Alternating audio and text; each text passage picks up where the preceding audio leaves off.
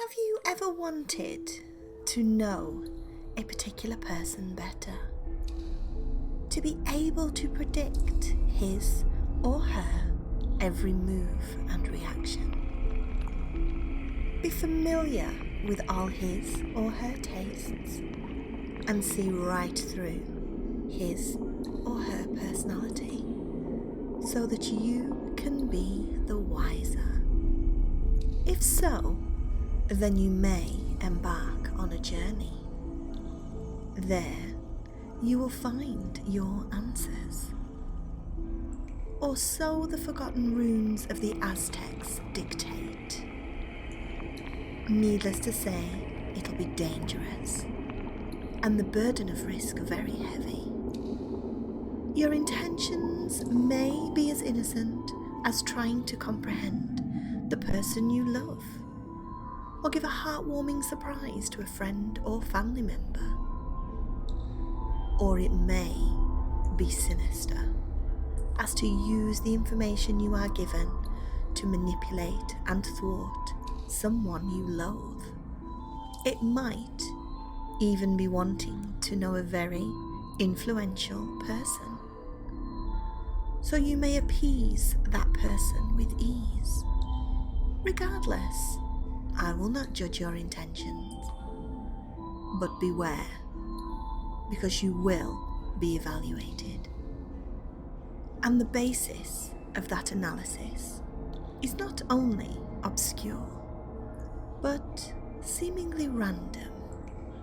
So don't think you are sure to get out unscathed just because you wanted to know your lover's dream honeymoon getaway to impress him or her.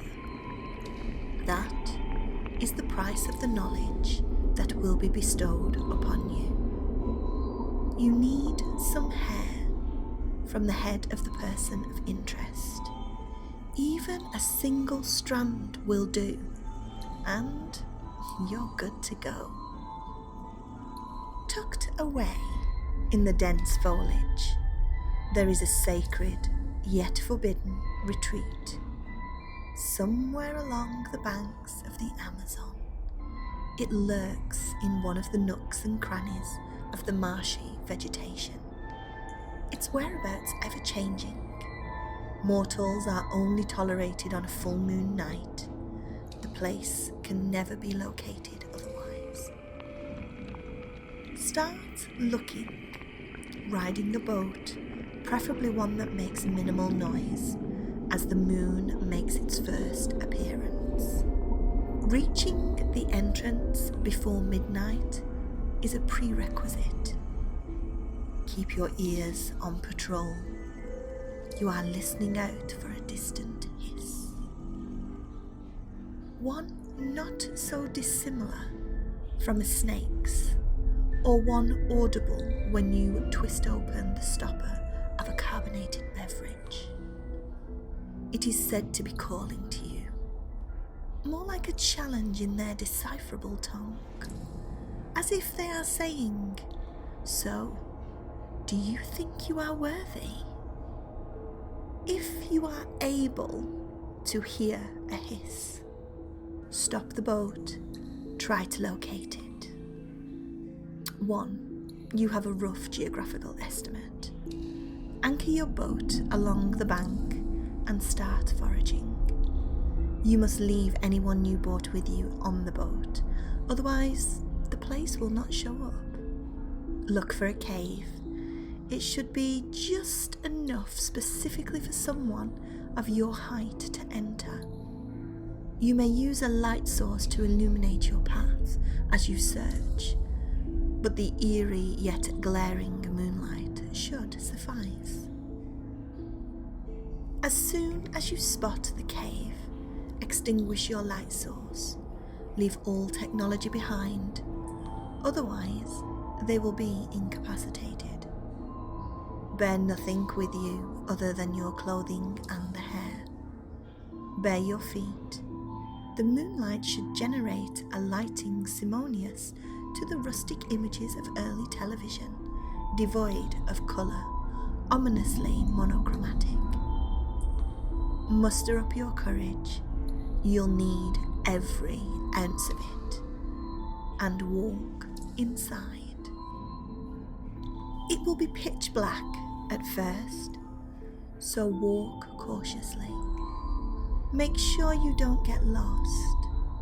Use the walls to navigate, feeling for a pattern of carved series of circles at the height of your hand.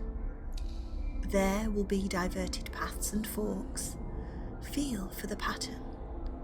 I must stress to you, do not follow any walls that do not have this pattern.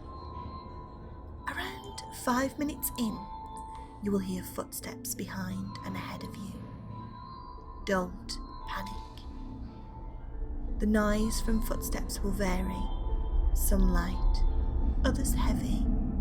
Some will correspond to strolling, other pacing, and even running. Things will brush past you occasionally, and even bump into you, only to immediately dart away. Do not heed them. Move forward. After a while you will see a light, as if one at the end of a tunnel. The walls bearing the circles should lead you right there. Shafts of moonlight will riddle the pathway, illuminating the circle pattern so you no longer have to feel. Proceed with a steady pace. No need to run nor lag. The footsteps will cease. You might curse your peripheral vision, for shadows will linger at the corners of your eyes, only to fall back as you turn around. But you need not worry. Keep walking. Occasionally, you will come across diverted pathways, and something will be standing there. A grey, indiscernible figure, mottled with inky stains of black. Unlike the others, it will not retreat from your plain sight. On the contrary, it will gesture to you. Run. You must run past all of these pathways. Otherwise, well, I'll get to that. That thing will scream and chase after you, but you must not stop. And you must not look back. You may stop only when the footsteps die away.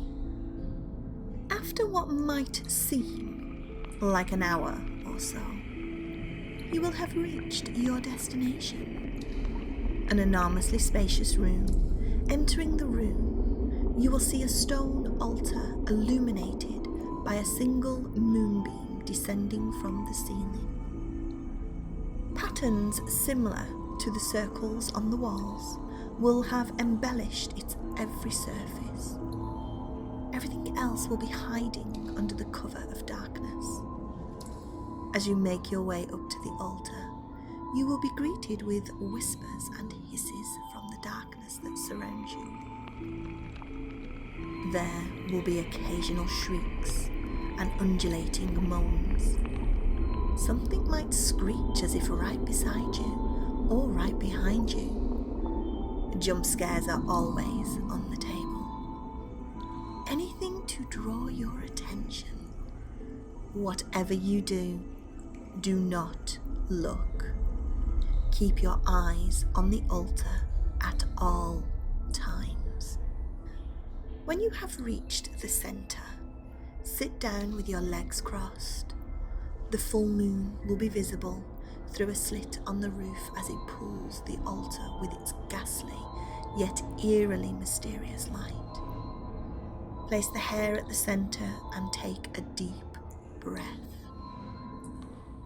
Close your eyes and pronounce in a low voice, as humbly as you can. FaceKeeper, bestow upon me your knowledge. The noises in the darkness will halt. Open your eyes and look at the hair. The hair will be set ablaze, but not by conventional fire. The tiny flames will emanate a soft, white, opalescent glow. Your body will note a steep temperature drop. There will be a presence around you, which you will find to be oddly reminiscent.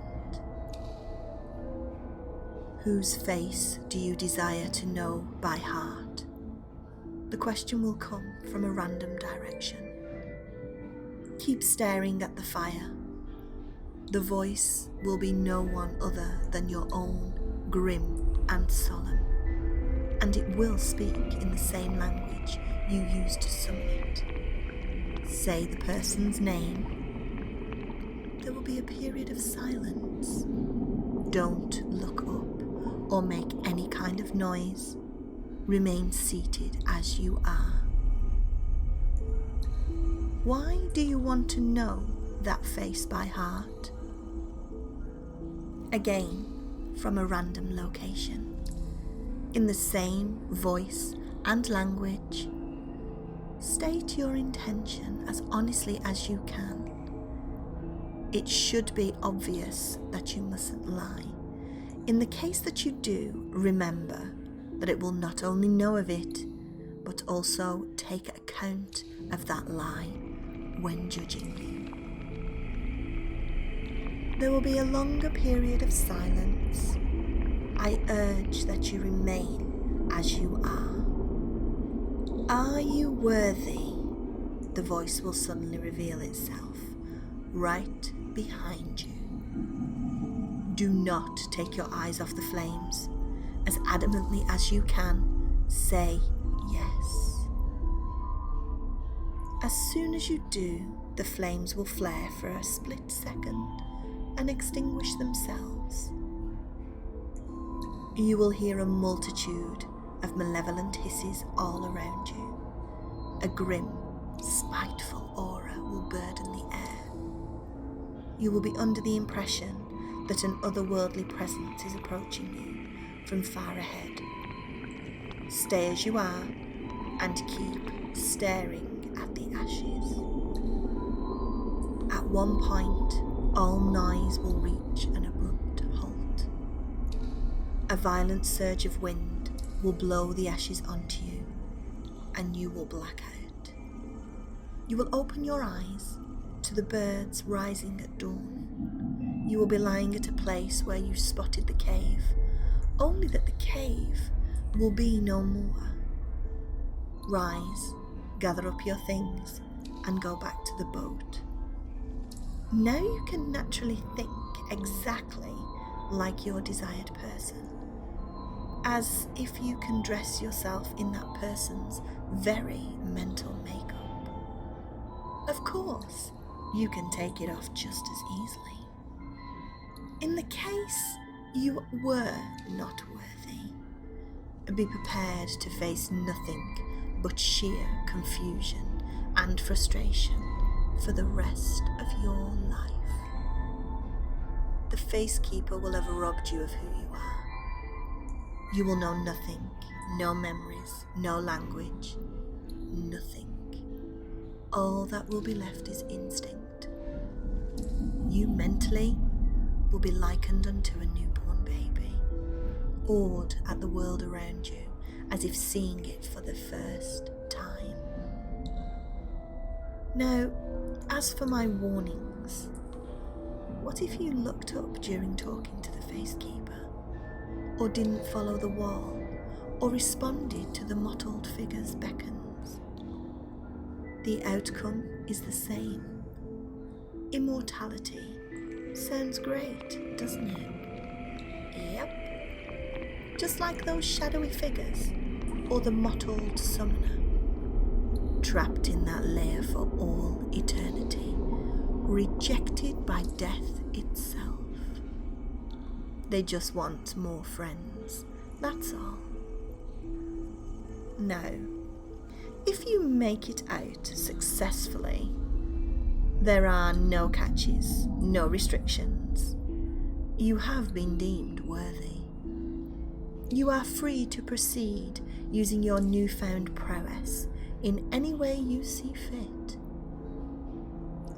Feeling powerful? Want more? You can if you want to. Just take some hair off another person and return to the Amazon. Go through it again. You've done it once, right? No problem. Be warned. The FaceKeeper doesn't take ambition too kindly.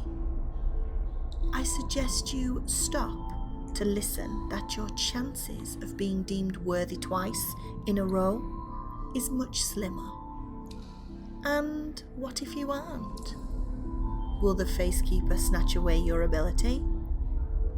Oh no, you can keep that. It'll take away you, and only you. But hey, you've got someone else's personality, right? Sure you do.